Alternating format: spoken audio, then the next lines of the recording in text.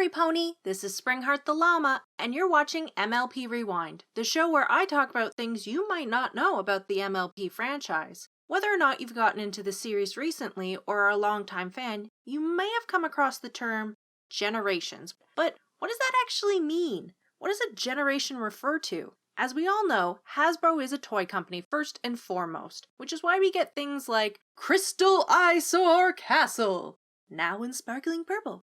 Back in the 80s, there were a lot of toy brands making cartoons to promote their products because it was the best way to advertise, and they didn't have things like the internet to do any of that sort of thing. And there were other shows that did this like Care Bears and Street Sharks, and they were all made to sell toys. Not a lot of people know this, but My Little Pony actually had a predecessor to the Generations called My Pretty Pony, which was introduced in 1981. It was a pony figure which was roughly 10 inches tall, could wiggle its ears, swish its tail, and wink. It was pretty impressive for an 80s toy. Then in 1983, the birth of the My Little Pony brand, aka Generation 1, was born! This generation ran until 1995. The ponies in the toy line were similar to the predecessor, and most of them had a repeating cutie mark. So it wasn't usually just like 1 or 2 stars, it'd be like 50 stars on that bottom. And not all the ponies had a name that really referred to their cutie mark. So you'd get a character like Twisty Tail, and the cutie mark would be a hairbrush. It's a little bit of a stretch, but hey, selling toys. But this generation is known for introducing pony breeds such as flutter ponies, twinkle-eyed ponies, and sea ponies. It even had a line of male ponies called Big Brother ponies. Media-wise, this generation had 2 TV specials, 1 movie, and 2 TV shows, most of which took place in a land called Dream Valley.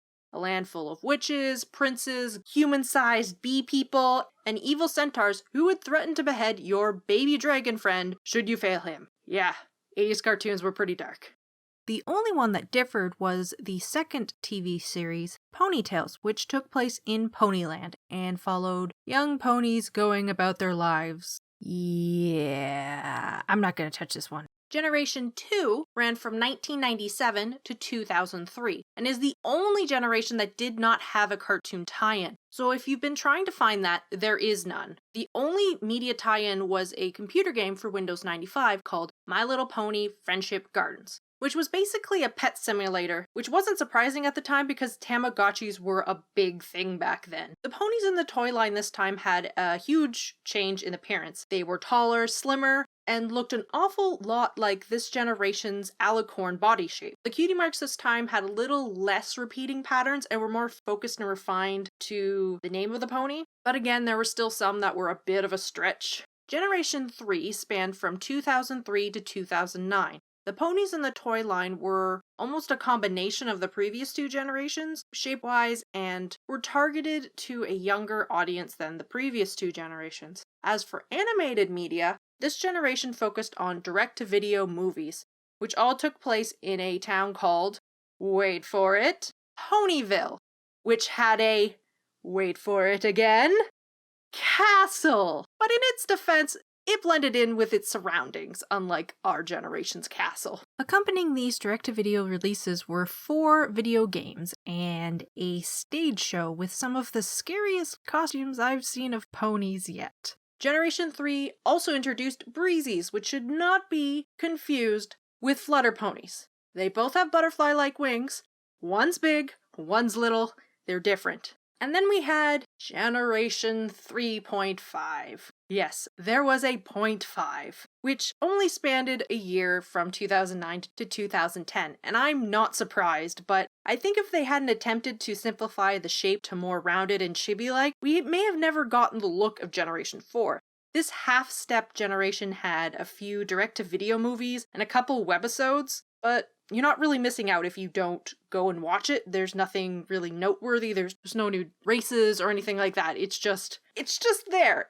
And that brings us to the current generation, number 4, the holy grail of the franchise. But for all that I love about this generation, without the evolution of the toy line and the cartoons, we may have never gotten the beloved show that we all love today. A show that has brought a vast group of people together and confused the heck out of main media for why it's so popular. So there you have it.